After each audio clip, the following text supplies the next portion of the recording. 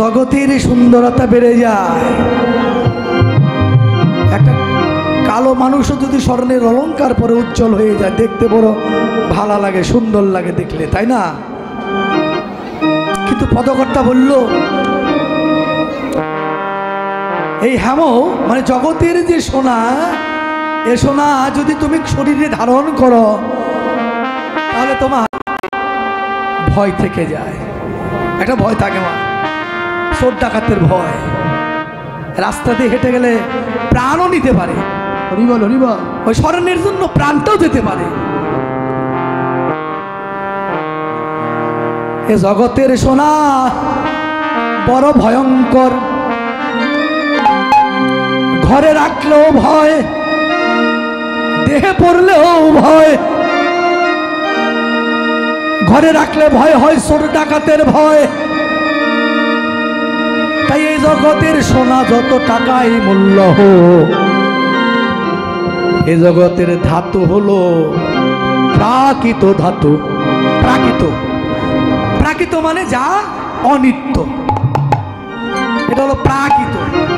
এটা যত মূল্যবানই হোক, যেটা কোনোদিন চিরকাল থাকে না, সেটা প্রাকৃত মানে অনিত্য।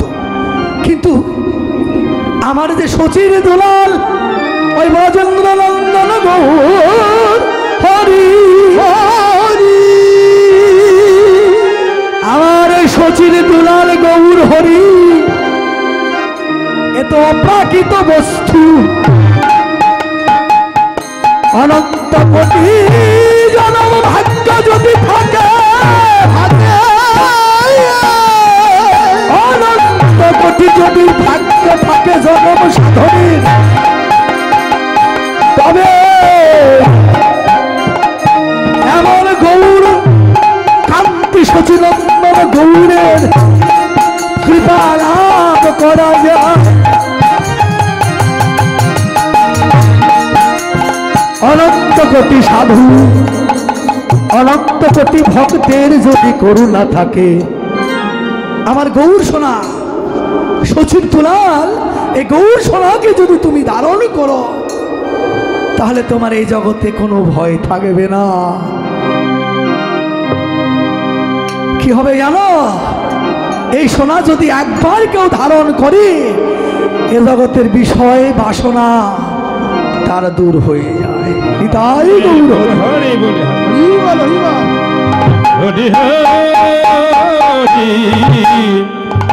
বল।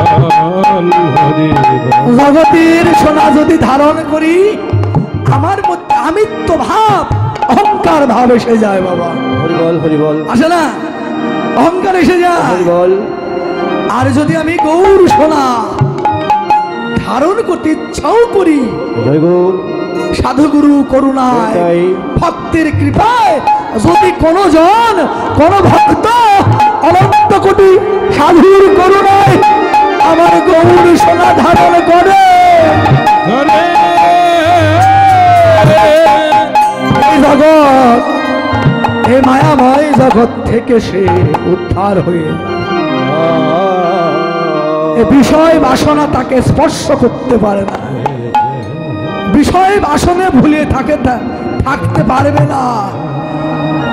যে যেন আমার গৌর গৌর সোনায় অঙ্গে ধারণ করেছে,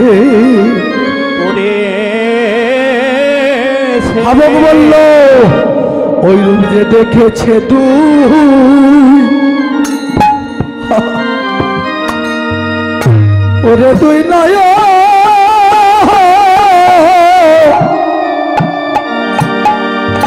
তুই নয় নয়ন কোনে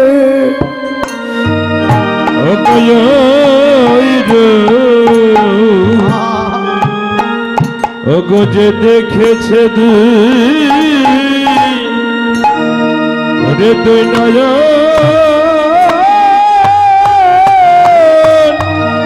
ওরে নয়ন, এ নয়ন কোনে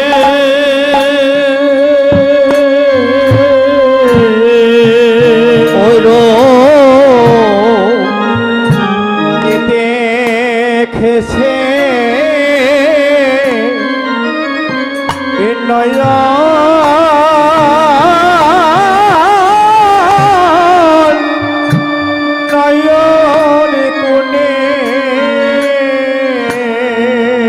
দাস হয়ে যা আরে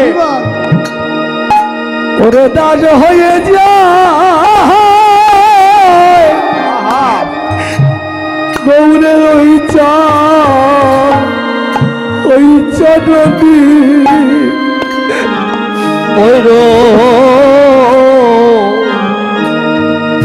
যে দেখেছে